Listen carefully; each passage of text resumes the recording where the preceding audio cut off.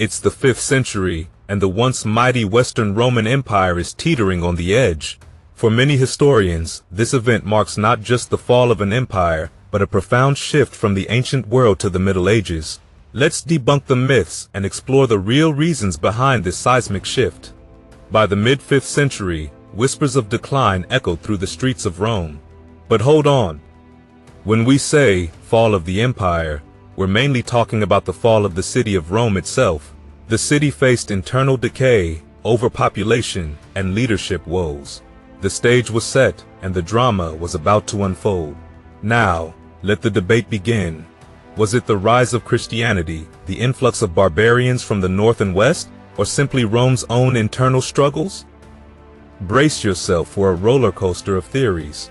Some argue that the mighty Rome didn't just crumble at the hands of barbarian tribes. Instead, these invaders seized the opportunity presented by Rome's pre-existing challenges, a crumbling city, financial woes, and inadequate defense. It's like Rome was a giant waiting to be toppled. Unlike earlier empires that fell amid wars or revolutions, Rome's fall was a slow burn. Picture the last day of the empire. A former Roman army commander from the Germanic tribe Syri casually strolls into Rome unopposed. The eternal city succumbs without a grand battle, and the once mighty Mediterranean power is now in the hands of a barbarian. Here's the plot twist. While the West crumbled, the eastern half, later known as the Byzantine Empire, kept the Roman flame burning. The Byzantines danced through the centuries, holding on to their unique Roman identity. Talk about resilience. Was Rome's downfall a morality play? Some argue that the fabric of Roman citizens, torn by moral decay, played a role. Think of it as a decline reminiscent of the Republic's fall centuries earlier, as virtue dwindled and vice took the stage. Enter Edward Gibbon, the historical maestro of the 18th century.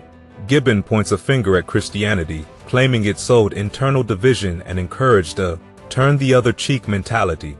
According to him, this weakened Rome, leaving it vulnerable to barbarian takeover. But wait, there's more. Gibbon doesn't stop at Christianity. He sees Rome's fall as a symphony of factors: immoderate greatness, prosperity breeding decay, and the weight of conquest eventually toppling the colossal empire. In his words, the stupendous fabric yielded to the pressure of its own weight. In the 3rd century CE, the once mighty city of Rome found itself losing its central role in an empire that stretched from the British Isles to the Tigris and Euphrates rivers. The stage was set for a transformation, and Emperor Diocletian stepped in with a solution: division. Rome's power was split between its original capital and a budding new one in the Eastern Empire, later moved to Constantinople by Emperor Constantine. With the Senate sidelined, the reins of authority shifted to a robust military. Emperors no longer needed to grace the streets of Rome, and the once mighty city slowly faded from the spotlight. Constantinople, also known as Nova Roma or New Rome, rose to prominence as the new economic and cultural epicenter, leaving Rome's glory in the shadows. As the empire grappled with internal changes, a new menace loomed on the horizon: the Goths. A significant number gathered along the northern border, seeking not conquest but a place within the empire. Rome's great wealth proved irresistible, drawing in diverse populations eager for a better life. Tensions escalated as Rome hesitated to address the Goths' requests. The looming threat of the Huns to the east added urgency to the Goths' desire for sanctuary. Emperor Valens' delayed response fueled discontent, pushing the Goths across the Danube, a decision that sparked a 5-year war. The Romans found themselves ill-prepared and outmatched at the Battle of Adrianople. 2/3 of the Roman army fell, including Emperor Valens himself. It took the intervention of Emperor Theodosius to finally bring peace, but the Goths remained within Roman borders, forming an uneasy alliance. Amidst this fragile peace, a Gothic figure named Alaric emerged. Trained in the Roman army, Alaric sought land in the Balkans for his people. However, Rome's refusal to recognize Gothic citizenship and the delayed response of Emperor Honorius fueled Alaric's determination. As he marched towards Italy, a dark shadow cast over Rome. Alaric's well-organized army surrounded Rome, patiently waiting as the city weakened from within. Emperor Honorius, detached and incompetent, failed to comprehend the gravity of the situation. As the food and water dwindled, Alaric seized the moment and, with the help of a Gothic insider, breached Rome's gates in August of 410 CE. Sacking of Rome. Alaric's forces pillaged the once mighty city of Rome. The streets echoed with chaos as Alaric fulfilled his demands, leaving with immense wealth, 2 tons of gold and 13 tons of silver. The sack of Rome in 410 CE shook the world, prompting reflections on its significance and even interpretations as a sign from the pagan gods.